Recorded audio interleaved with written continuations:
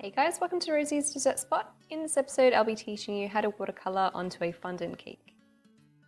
For the watercolour I'm using just some vodka, alcohol, you could use rose water as well, and some Americolour Gel food colours. I've used Regal Purple, Super Red and Turquoise for these.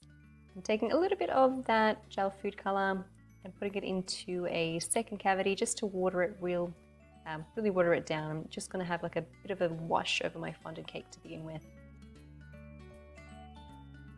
So you can see here just how light that is.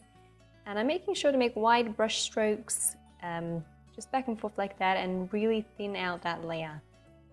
Why am I thinning it out? Because I really want to show the texture of my brush as well. So the thinner it is, the drier your brush as it travels over that wet paint, it creates a really pretty texture on the cake. It's a kind of typical watercolor texture. After I've covered the whole cake, I'm going in again with the same shade, but in a lot more of it, so it's a lot thicker. And then I'm going back and forth again, and I'm creating those lines that you can see there, and I think that looked really nice too. And even though I did add a bit more water, those brush strokes, the texture still remained, which was really good. So you can see here, final effect. Make sure to do the top of the cake and also your top tier as well if you're doing a tiered cake. So same process, got a wash going. Then once I've finished covering the cake with the wash, I'll go in again with a little bit more of that color. And I've used my turntable to cover the top of the cake, just because as I was doing it by hand, my circles weren't perfect, and when you use a Lazy Susan or your cake turntable, it's a lot easier. If you're using a brush, you're likely to get loose bristles coming onto the cake, so do watch out for those because that's definitely not fun. Here I'm using the thicker paint again, just adding some more on top and thinning that out, but not as thin as the first layer. Then I'm going to start going over with the darker color. So I've added a little bit more of my gel food color into the alcohol to make a much darker paint. Taking off any excess and then just doing small brush strokes back and forth.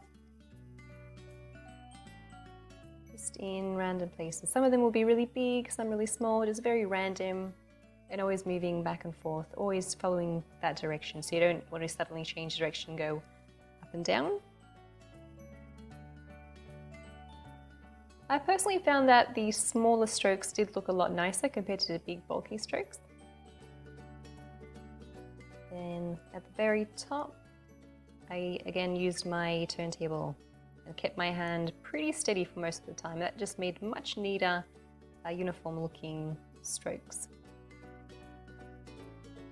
Adding a little bit more alcohol now. I'm using my Super Red Gel food color. I'm going to melt that down, dissolve that into the alcohol, and then place a bit more alcohol into a second cavity and water that down even more, so I have a nice light pastel color.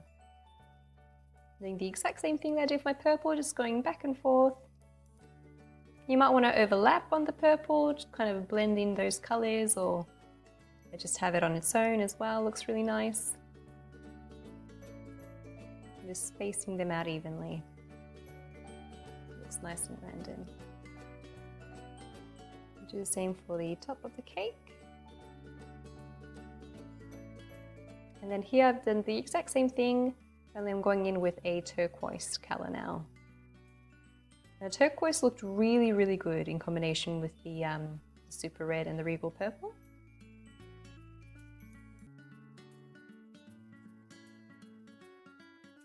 So following the same methods, back and forth.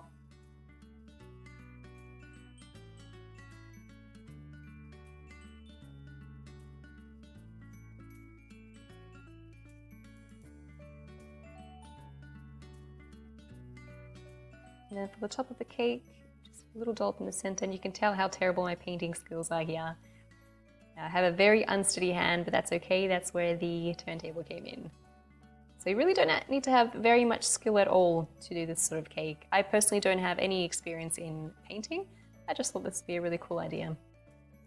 So if I can do it, you guys can definitely do it. Just like so. Then I've used a little bit of edible gold dust in the background there and my blush brush, tapping off any excess. And my cake has dried for about an hour now. It's still a little bit wet, but it is much drier than before. just dabbing that gold dust onto the cake.